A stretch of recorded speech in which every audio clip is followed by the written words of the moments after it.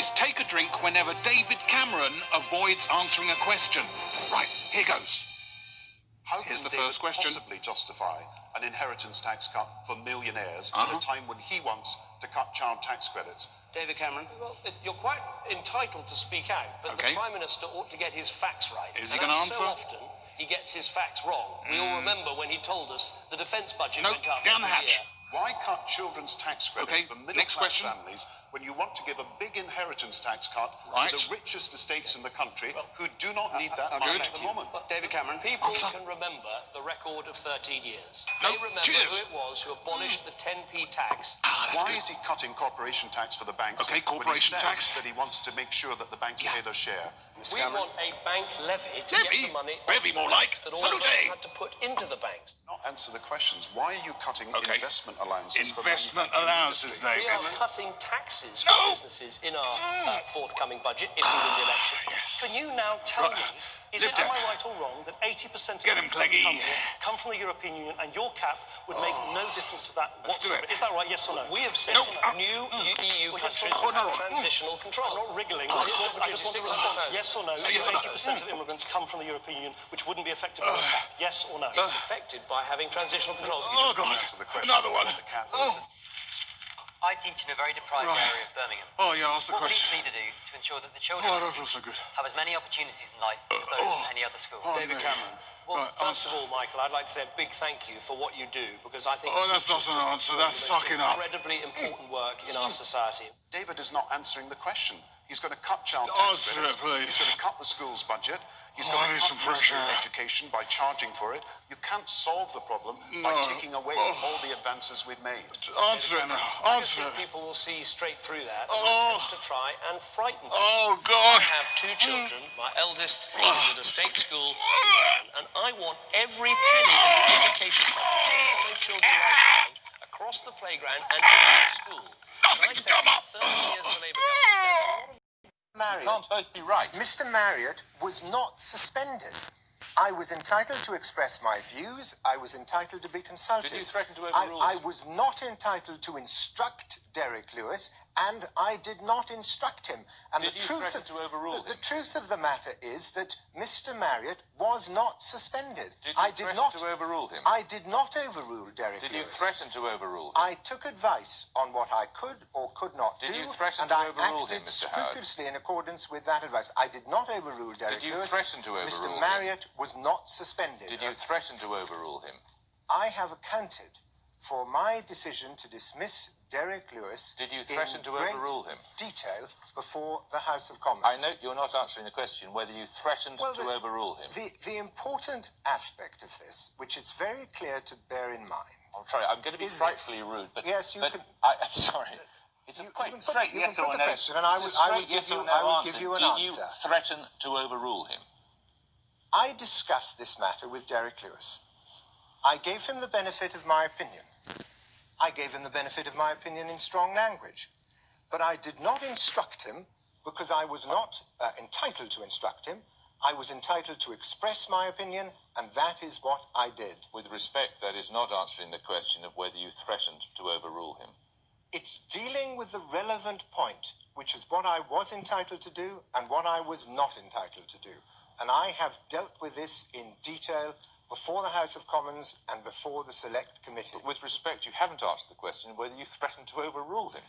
Well, you see, the question is what was I entitled to do and what was I not entitled to do? I was not entitled to instruct him, and I did not do that. Right. We'll leave that aspect there and move on to this question of your bid for the leadership of the party. Did you really think that all of those deputies were off duty? I'm very proud that last week the police chiefs endorsed me. I'm very proud that 40 sheriffs have endorsed me. I'm very proud of all the support from the law enforcement. We're at a 43-year low in our crime rate. So we invite them to our campaign events, and I'm very appreciative of the ones that came. But did you think it was a problem to have on-duty law enforcement there? I'm very appreciative of both their support and those that come to my events. You didn't answer that question. Should there be discipline? Look, I'm appreciative of everybody that comes to my events. And gosh, we're at a 43-year low in our crime rate. We should be very supportive of our law enforcement. So do you think it's okay for them to be there on duty? I'm very appreciative. Our police chiefs endorsed me last week, the association. 40 sheriffs did. We have law enforcement come to a variety of events and others, and I'm very appreciative of anybody that comes to an event and supports my race. £25 million for a fleet of how many buses? No, for the buses, that's a different matter. And that's a different funding How proposition. many? Let me invite you to speculate how much. No. I invite you to speculate. In fact, more than speculate, tell us how much it would cost. Let me tell you this: they would cost no more and no less than the mayor's own manifesto commitment to produce another 500 hybrid buses, which are going to ply the streets. Which is what? And which will be bought, of course, as the mayor knows full well, not by Transport Run, but they will be bought. Give us a figure. By the bus. Give us a figure. And I think when you look at the prospect that this offers, what is the figure? Well, the average cost of a bendy bus is about £200,000. I envisage it being the cost over time being substantially amortised to be easily bearable under the Transport Budget Fund. So am I not making myself clear? What we want to know is how much you propose to spend on this new fleet of Route Master buses. No more, a figure, no less. A figure. The cost of the mayor. I despair. 500. Accuse President Obama, literally, of himself wiretapping. I mean, I have all of the tweets here. He says, is it legal for a sitting president to wiretap a race for president prior to the election? Turned down by court earlier, a new low. I realize there are limitations on what you can communicate in 140 characters through a tweet, and I'm not justifying that. I'm just saying I think we need to get to all the facts before we reach a conclusion. Do you think he should own it was a mistake? Your question is based upon what I heard yesterday. That's where you started your question. I can't answer your question because I didn't have one eye on the television set all day yesterday in regard to the Comey investigation, so I can't go into anything about that you're asking me about. That it was Barack Obama who led that effort to tap his phones at the Trump Tower. Right. I think there's a lot of imprecision in the language when you look at a tweet, but I think wiretapping probably to Donald Trump meant spying, and I think Donald Trump or the campaign also probably meant Mike Flynn. So I think really we're arguing circles around something that most people are admitting that somebody was spying on the Trump campaign. Is the president prepared to withdraw that accusation and apologize to the president? No, we started a hearing. It's still ongoing. There's a lot of things that aren't being covered in this hearing that I think are interesting. You know, since it's ongoing, I'll leave that for now. Out of interest, before we get on to your plans, what are the policies that you disagree with Jeremy Corbyn on? Look, I'm on the left. I came into politics because of what happened in my family. My mum was a seamstress. My dad was a printer. They had their opportunities blocked because we didn't have a society that helped working class people get on. But do you disagree with Jeremy Corbyn on policy? Look, I was lucky. I had a comprehensive education, a good one, went on to Oxford and was able to join the Labour Party and try to deliver the same opportunities for social advancement, for good jobs to working class people. That is what motivates me in my politics and in my life. I don't want this to be an issue about individual policies. It's about effective leadership and whether we can return to government. We've all got Labour principles. Jeremy's got Labour principles.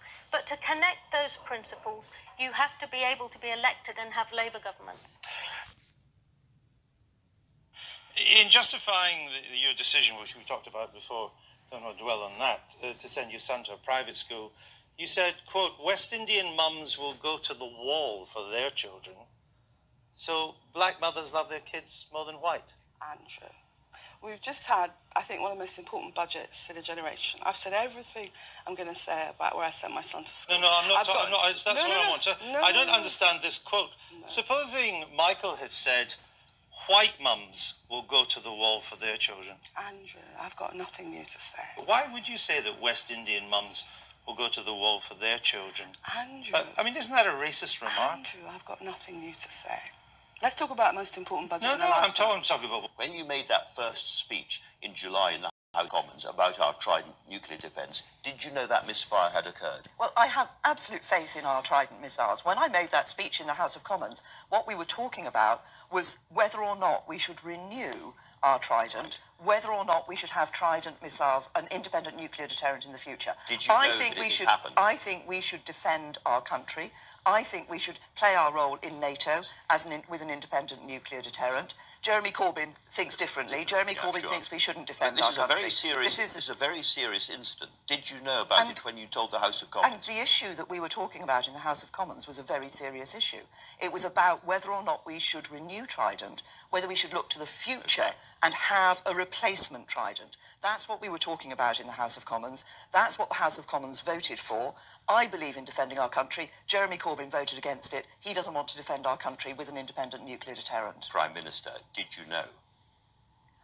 There are tests that take place all the time regularly for our nuclear deterrents. What we were talking about in that debate that took place was about I'm not going to get an answer to this. If I may.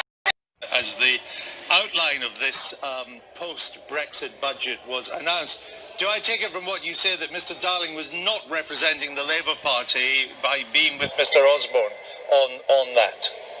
Look, the context of this is very clear, isn't it, Andrew? This is the same warning that the IFS and others brought in, that there would be a hole in our public finances. I asked you about Alistair Darling. It would be nice just to get an answer. Yes, was he speaking just for himself, or did he in any way represent the Labour Party?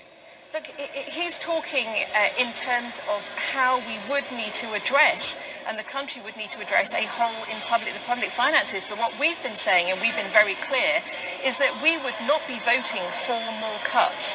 So what we need to do, and the message that we want to give, is that if you want security and you want prosperity, and you don't want to do self-inflicted damage to our economy... You said that. I'm trying to get an answer to my question. I'm not getting answers from Ed Vaizey, and I'm not getting answers from you. So please give some respect to our audience who are voting next Thursday. And let me ask you one more time. Was Alistair Darling just speaking for himself by being alongside Osborne, or did he represent the Labour Party? We have said very clearly, Andrew, and I'll just say this again, the context... No, don't say it again, just answer the question. No, but this is important. The context isn't new, No, it's important that you answer the question. The context isn't new, is it? That the IFS have said... All right, well, you're not going to answer the question. I'm sorry, the best way to avoid this is to vote for Remain. You're not answering the question, so let's not waste our time. Rather than talk about all the successes, the point that Susanna made